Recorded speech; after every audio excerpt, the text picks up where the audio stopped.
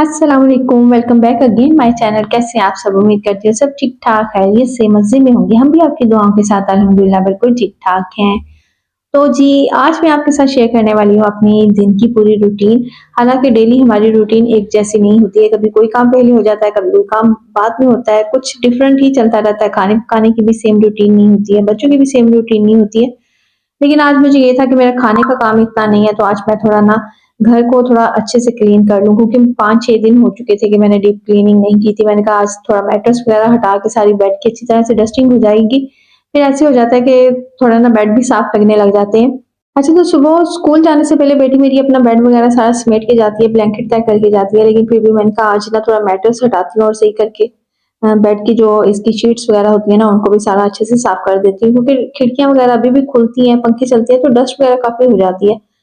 तो यहाँ पे मैंने सारा मैं इसकी शीट वगैरह को साफ कर लिया और दोबारा से बेडशीट को प्रॉपर बिछा के इसके ऊपर बिल्कुल फिक्स कर दिया था और फिर ब्लैंकेट को दोबारा से तय करके रख दूँगी।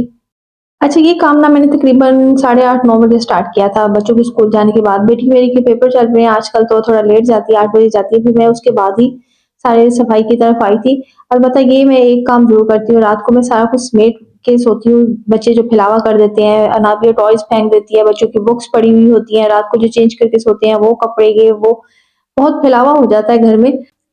ज़्यादातर तो मैं रात को ही समेट लेती हूँ कि सुबह मेरा इतना काम ना हो, लेकिन अक्सर कभी ऐसा होता है कि दिल नहीं करता या बहुत ज़्यादा थकावट हो जाती है या बहुत लेट हो रही होती है, फिर मैं कहती हूँ अच्छा चलो छोड़ो, सुबह सही, सुबह भी तो करना ही है।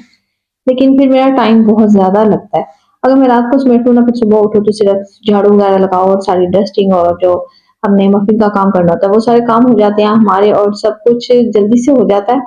फिर मुझे ये आदत है कि मैं कहती हूँ कि सफाई वगैरह करके ना घर की, फिर उसके बाद मैं किचन में जाऊँ, क्योंकि किचन का काम बहुत देर तक होता है। वीडियो बनानी होती है या वैसे खाना बनाना होता है, बर्तन धोने, ये सब बहुत देर तक काम चलता है। तो पहले सफाई कर ली जाए ना, तो फिर इंसान का आधा काम खत्म हो जाता है। उसके बाद फिर किचन में जितना भी टाइम लग जाए, फिर साथ-साथ खाना भी चलता रहता है, साथ-साथ घर का काम भी होता रहता है।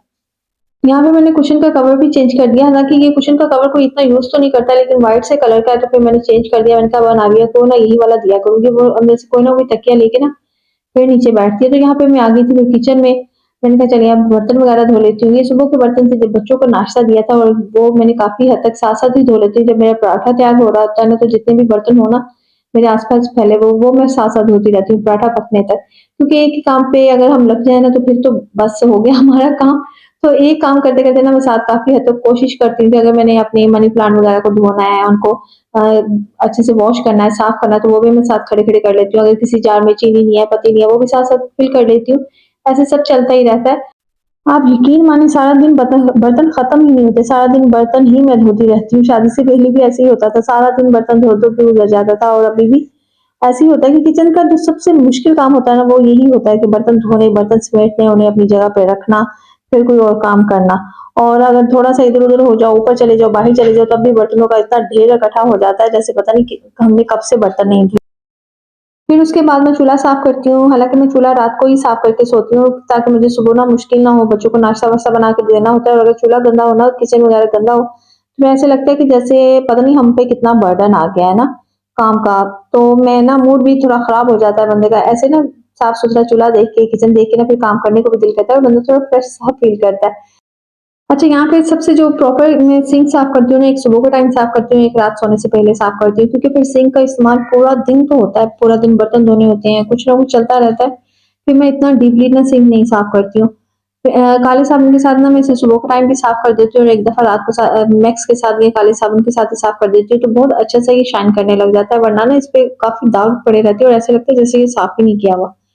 तो अभी मेरे किचन का काम भी खत्म हो गया था, बर्तन धो लिए, तो ऐसा लग रहा था जैसे आधा काम मेरा खत्म हो गया हो, और वैसे भी मैंने सफाई वगैरह कर ली थी। आज मेरा पकाने का इतना काम था नहीं, सालन पड़ा हुआ था, तो मैंने कहा बच्चे स्कूल से आएँगे ना, तो वही खा लेंगे, फिर रात को रात की देखी जाएगी, क्योंकि मुझे रात की भी इतनी टेंशन नहीं होती है। अक्सर ऐसा करती हूँ कि आलू फ्राइज़ वाले बना के, थोड़े से मटर डाल के, शिमला मिर्च डाल के, मैंने ये रेसिपी अपनी शेयर की हुई है आपके साथ, बहुत मज़े का ये सालन बनता है, तो मैंने कहा चलो वही सब खा लेंगे। तो अभी हो चुका था तकरीबन 12 बजे के करीब टाइम हो गया था, तो मैंने कहा थोड़ी-सी फ्रूट चाट बना लेती हूँ। वैसे भी ये बनाना वगैरह और एप्पल ना थोड़ा खराब हो रहा था। बच्चे भी आपको पता है जो चुन की चीज़ खाते हैं ना, उसके बाद जो बच जाती है ना, वो उसे छोड़ देते हैं कि ये अब खराब हो रही है, ये हम नहीं खाएँगे।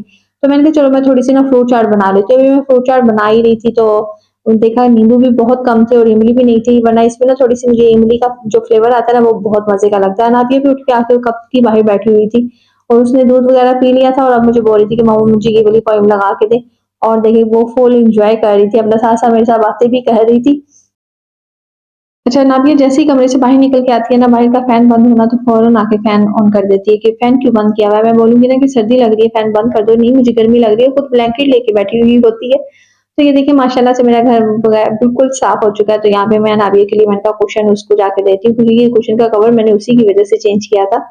वो एनी टाइम तकिया लेके बैठी हुई होती है और वैसे भी आदत है उसे कि नीचे बैठ के सामने से फिर उसे टीवी देखना होता है, सोफ़े पे वो बहुत कम बैठती है और व हम लोग खुद भी ऐसे ही करते हैं कि ज़्यादातर ना हमें नीचे बैठने की आदत है, तो नीचे ही बैठ के टीवी वगैरह देखते हैं। अगर पीनट वगैरह खाने का मूड हो गया बच्चों का तो भी नीचे ही बैठ के, और खाना-वाना भी ज़्यादातर हम लोग नीचे ही बैठ के खाते हैं, क्योंकि मेरे हस्बैंड को ना नीचे बैठ के खाना ज़्यादा पसंद है। और यहाँ पे देखिए मैंने फ्रूट चाट बना ली, तो मेरे हस्बैंड भी आ गए, मैंने कहा चलिए अब आप भी थोड़ी-सी फ्रूट चाट ही खा लें, फिर हम दोपहर का खाना स्किप कर देंगे, सिर्फ बच्चों के लिए बनेगा। सालन पड़ा हुआ था तो बस उन्हें रोटी डाल दूँगी। और यहाँ पे देखिए ये शहद ना मेरे हस्बैंड को किसी ने दिया था, उनके फ्रेंड ने, तो फिर मैंने जो अभी जैम की बोतल वॉश की थी तो मैंने उसी में डाल दिया। चले मैंने कहा इसे बोतल को वेस्ट ज़रूर करना है, किसी न किसी काम आ ही जाती है ये। और ये छोटी मक्खी का शायद शहद था, अगर इसे मक्खन के साथ ब्रेड पे लगा के खाएँ ना तो ये बहुत मज़े का लगता है। तो जी, अब मैं किचन में आ गई थी, मैंने कहा चलिए आज मैं फ्री हो गई हूँ और बेटी मेरी भी सो चुकी थी अब थोड़ी देर के लिए, अभी बेटा मेरा नहीं आया था। मैंने कहा चलो अब मैं ना कंडेंस्ड मिल्क बना लेती हूँ, मेरा खत्म हो चुका था, वो घर पे बना लेना तो बहुत फ़ायदे का होता है। काफ़ी ज़्यादा चीज़ों में इस्तेमाल हो जाता है और काफ़ी मिकदार में बन भी जाता है। बाहर से लेने के लिए जाए ना इतना महँगा भी मिलता है और वो पूरा भी नहीं पड़ता है। यहाँ पे मैं बना रही थी, मैंने यहाँ पे 1 कप चीनी का लिया था और 2 कप पूरे भर के मैंने इसमें दूध के ऐड किए थे और फिर जब दूध को बॉयल आने लगा था तो फिर हम इसे हिलाते रहेंगे। ये आप पे डिपेंड करता है कि आप दूध को रख के कोई और काम भी साथ-साथ कर लें और दूध पकता रहे। अगर आपने थोड़ा-सा फ्लेम हाई रखना है तो फिर साथ-साथ इसे हिलाते रहें ताकि दूध हमारा बाहर ना गिरे और जो साइडों की मलाई है वो भी उतारते जाएँगे। देखिए अब इसका कलर कितना अच्छे से चेंज हो चुका है और बस 2 मिनट और इसे मैं पकाऊँगी, फिर ये बिल्कुल हमारा रेडी हो जाएगा, क्योंकि बहुत ज़्यादा इसे थिक भी नहीं करना है, क्योंकि ये जब ठंडा होगा ना तो फिर और भी ज़्यादा ये थिक हो जाएगा। मैं आपको दिखाती हूँ, इसकी निशानी ये होती है कि देखिए चारों तरफ इसके बबल बनना स्टार्ट हो चुके हैं और ये माशाल्लाह से काफ़ी अच्छे से बन चुका है, थिक भी हो गया है।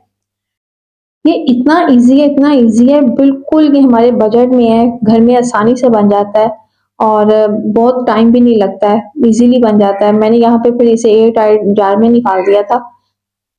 हम इसे बहुत सी चीज़ों में ऐड कर देते हैं, जैसे हमने कोई केक बनाया तो उसमें डाल देंगे ब्रेड के ऊपर, फिर ये बहुत मज़े का लगता है। मैं अक्सर ऐसा करती हूँ कि फिर मैं चाय में भी इसका ना 1 टेबल स्पून लाज़मी ऐड करती हूँ, क्योंकि ये एक तरह का गाढ़ा दूध होता है, जिसका फ्लेवर बहुत मज़े का लगता है।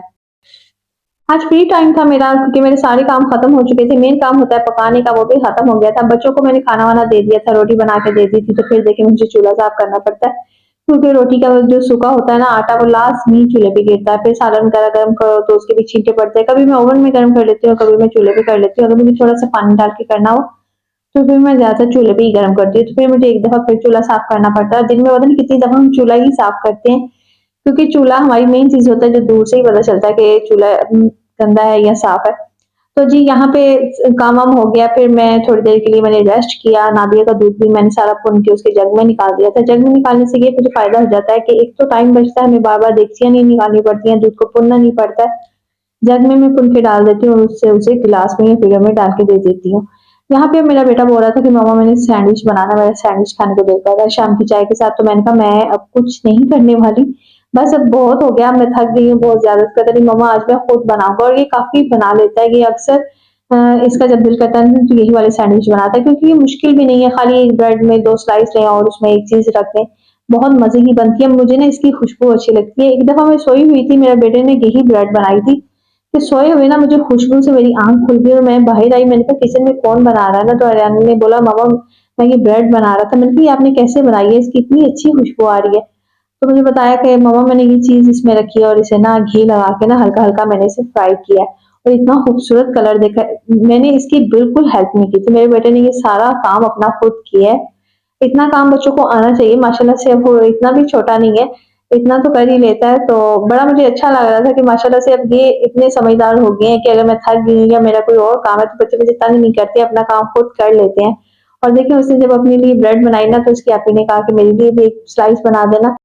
और उसने अपनी आप ही के लिए भी बनाई। मैंने यहाँ पे सिर्फ़ चाय बनाई थी अपनी स्ट्रॉन्ग सी, कड़क सी करके, और मैंने साथ थोड़ा-सा केक लिया था जो मैंने पहले बनाया था, और साथ ही मैंने आज रात को मैंने बनाना था मलाई केक जो बहुत मज़े का बनता है। मैंने अपनी शॉर्ट वीडियो में शेयर किया है, तो आप लोग लाज़मी देखिएगा और ज़रूर बनाइएगा, बहुत मज़े का ये केक बनता है।